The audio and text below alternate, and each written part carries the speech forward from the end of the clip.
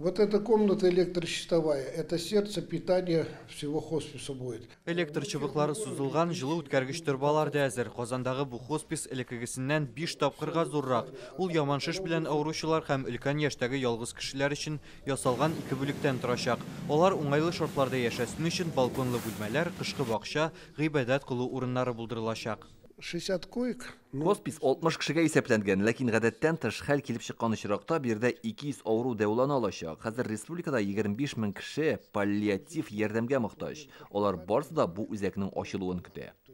Хәзер бында 30 кеше хезмәт куя, коммуникацияләрне кертеп бетергәч, диварларны штукатурлау һәм буяу, түшәм ясауга керешәчәкләр. Салкын килү өчен һәм җылы китерү өчен торбалар монтировать итәбез.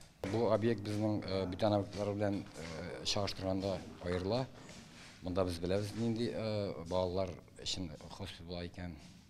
Шуңа күрә отношение, конечно, бүтәнчәрәк. Монда серьезныйрак.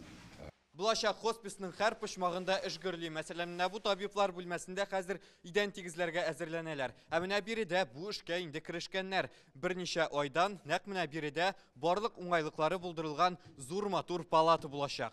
Сделано так, чтобы пациенты всегда дышали свежим воздухом. Иркен палаталар 1-2 кешегә исәпләнгән. Һәр бүлмәгә җилләтү җайланмалары һәм кондиционерлар урнаштыралар. Эчке эшләр әле төгәлләнмәсә дә, ванна, ишекләр кайтарта башлаганнар. Стройка это очень дорогая. Төзелеш бик кыйммәткә төшә. План буенча барысына да уртача 1 миллиард сум кирәк. Әлеге хоспис бюджет тарафыннан салынмый. Бу хәйриячеләр гади халык ярдәм белән бергә башкарылган эш.